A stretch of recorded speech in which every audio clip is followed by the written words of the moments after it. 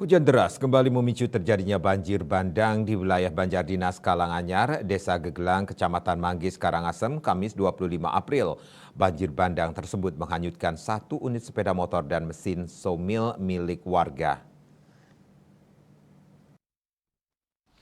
Kalak BPBD Karangasem Ide Bagus Ketut Arimbawo mengungkapkan bencana banjir bandang susulan tersebut terjadi sekitar pukul 3 WITA. Banjir yang disertai tanah longsor tersebut menutup akses jalan kabupaten di wilayah tersebut. Bahkan luapan air memasuki pekarangan rumah milik Iwayan Darma yang mengakibatkan kendaraan roda 2 dan mesin somil hanyut di bawah air. Selain itu, rumah Imade Sudiarte warga setempat juga kemasukan air banjir. Banjir bandang juga mengakibatkan longsoran dan sampah menumpuk serta lumpur. BPBD bersama masyarakat setempat melaksanakan asesmen. Untuk saat ini, akses jalan yang jebol hanya bisa dilalui dengan jalan kaki. Pihaknya akan menurunkan alat berat ke lokasi kejadian untuk membersihkan lumpur dan membuka akses jalan.